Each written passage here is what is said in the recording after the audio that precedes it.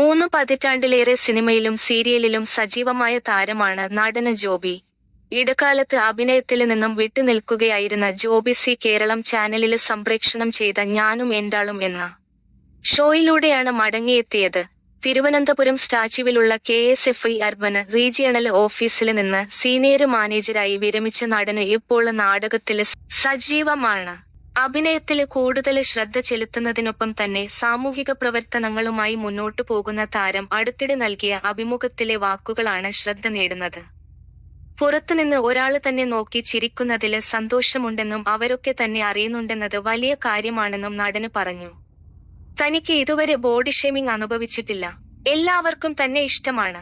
താന് കൂടുതലും നാടകം ചെയ്തിരുന്നു. ഇപ്പോഴും നാടകം കളിക്കുന്നുണ്ട്. സുഹൃത്തായ പ്രകാശിനോടൊപ്പം ജീവന് മരണ പോരാട്ടമെന്ന നാടകം കളിക്കുന്നുണ്ട് എന്നാണ് ജോബി പറയുന്നത്. മാത്രമല്ല നിക്ക് പെട്ടെന്ന് മറവിയുടെ ഒരു അസുഖം ബാധിച്ചുവെന്നും സ്വന്തം പേരുവരെ മറന്നുപോയെന്നുമാണ് നടന് പറയുന്നത്.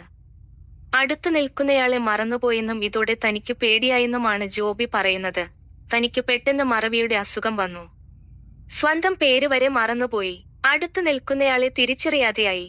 ഇതോടെ തനിക്ക് പേടിയായി. അങ്ങനെയാണ് നാടകം കളിക്കണമെന്ന വാശിയുണ്ടായത്. അമ്മയ്ക്ക് അൾഷിമേഴ്സ് ആണ്. തനിക്കും അത് വരുമോ എന്ന് താന് പേടിച്ചു. എന്നാല് പിന്നീട് ആ പേടി മാറിയെന്നും നടന് പറഞ്ഞു. അങ്ങനെയാണ് നാടകം കളിക്കണമെന്ന വാശിയുണ്ടായത്. അങ്ങനെയാണ് നാടകത്തില് സജീവമായതെന്നും ഏപ്പാള് പേടി മാറിയെന്നും നടന് പറയുന്നു.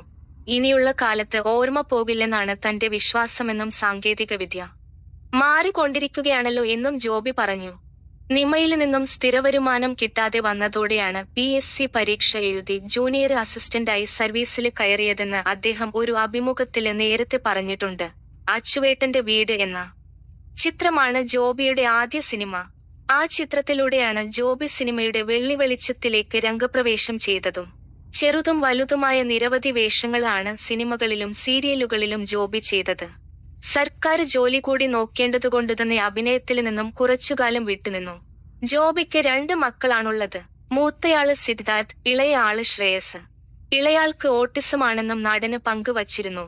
മൂത്തയാള് ഡിഗ്രി കഴിഞ്ഞു. KSFIയില് തന്നെ ബ്രാഞ്ച് മാനേജര് ആയി ജോലി ചെയ്യുകയാണ്.